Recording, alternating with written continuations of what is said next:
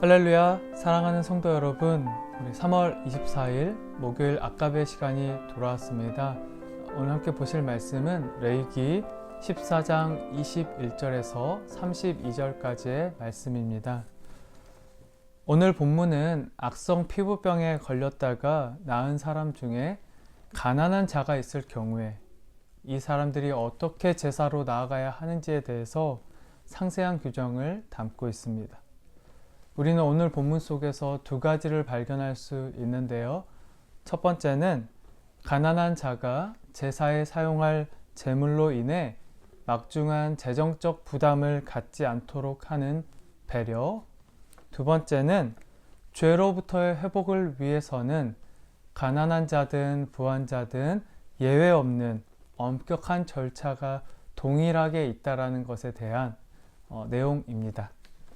우리 먼저 21절을 보시면 만일 그가 가난하여 그의 힘이 미치지 못하면 그는 흔들어 자기를 속죄할 속건제를 위하여 어린 순양 한 마리와 소제를 위하여 고운 가루 10분의 1 에바에 기름 섞은 것과 기름 한 록을 취하고. 우리 아무리 가난한 자라고 할지라도 그 죄로부터 회복 절차에 핵심이 되는 속건제에 있어서만큼은 반드시 다른 사람들과 동일하게 어린 순양을 드려야 한다는 규정을 가장 먼저 소개하고 있습니다. 속건제로 드리는 순양의 종류에는 히브리어 아일이라고 해서 힘센 순양이 있고 케베스라고 해서 1년 된 어린 양, 이 두 가지가 있는데요. 이 악성 피부병의 경우에 케베스라는 히브리어를 사용함으로써 반드시 1년 된 어린 양을 특정해서 드릴 것을 강조하고 있습니다. 속건제는 생활 중에 범한 죄, 자기 의문을 태만히 해서 남에게 해를 입혔을 경우, 또 하나님의 성소의 기물에 대한 범죄 등을 배상하는 제사였기 때문에 이것은 가난한 자에 대한 배려보다는 확실한 자기 책임을 통해 죄에 대한 엄중함을 가질 수 있도록 한 것입니다. 이어서 22절과 23절을 보면은 속죄제와 번제의 경우에 어떻게 올려드려야 하는지를 이어서 규정하고 있는데요. 그의 힘이 미치는 대로 산비둘기 둘이나 집비둘기 새끼 둘을 가져다가 하나는 속죄 제물로 하나는 번제물로 삼아 여덟째 날에는 그 결례를 위하여 그것들을 회막문 여호와 앞 제사장에게로 가져갈 것이요. 속죄제와 번제에 있어서는 각자의 삶의 형편에 맞추어 드려야 할 제물이 특별히 규정되게 됩니다. 가난하여 힘이 미치지 못하는 자는 순양이 아니라 산비둘기 둘이나 집비둘기 새끼 둘 등으로 대체하여서 많은 부담을 경감받게 되었습니다.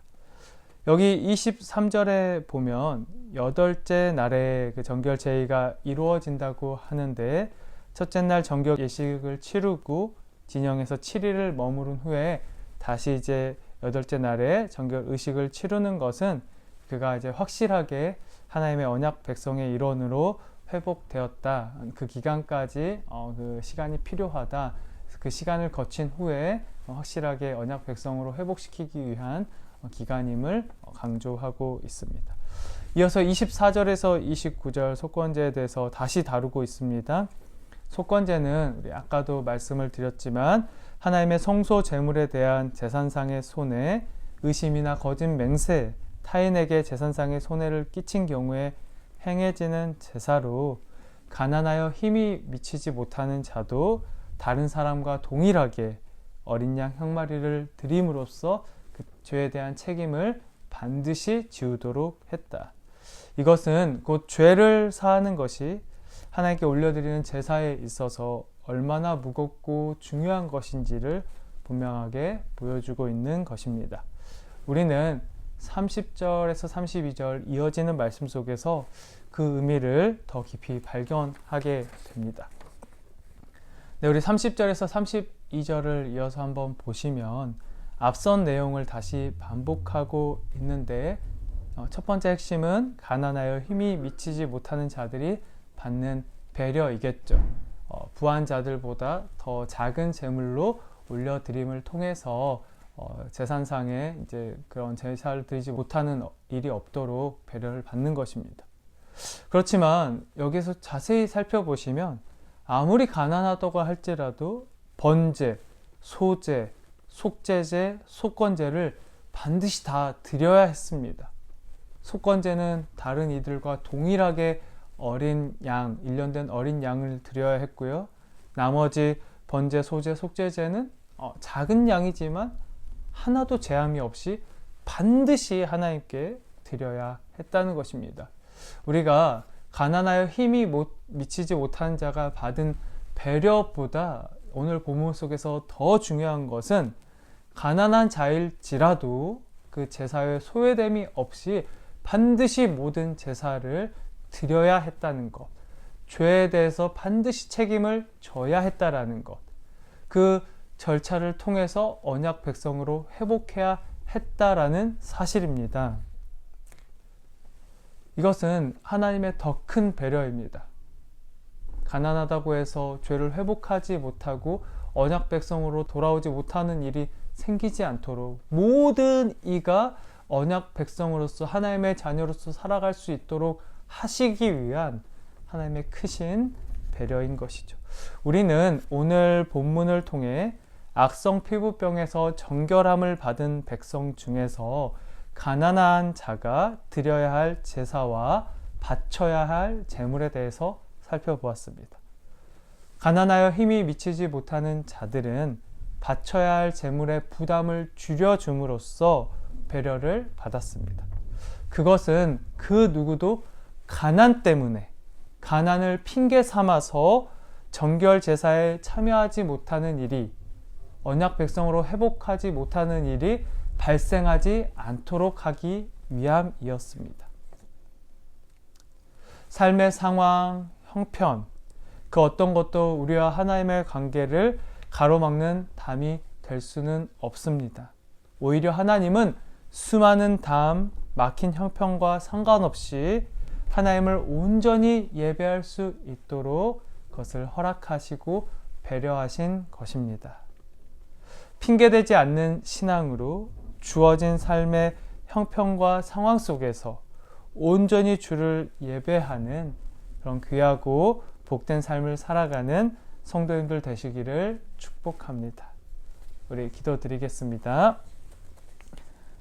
하나님은 가난하여 힘이 미치지 못하는 자들이 하나님과의 관계를 회복하는 일에 소외되지 않도록 배려해 주셨음을 말씀을 통해 함께 살펴보았습니다. 하나님은 자기 백성이 어떠한 형편과 상황 속에서도 하나님을 예배하는 일을 절대로 포기해서는 안 된다는 것을 가르쳐 주신 것입니다. 우리의 삶과 형편이 하나님을 예배하지 못하는 핑계가 되지 않게 하시고 그 모든 어려움 속에서도 주를 찬양하고 예배하는 특권을 누리는 삶을 살아가게 하옵소서. 아무런 자격 없는 우리를 대신해 흠 없는 화목 제물이 되어 주심으로 우리 모두에게 예배의 특권을 허락하신 예수 그리스도의 이름으로 기도드립니다. 아멘. 네, 우리 그럼 내일 아까베 시간에 다시 만나도록 하겠습니다.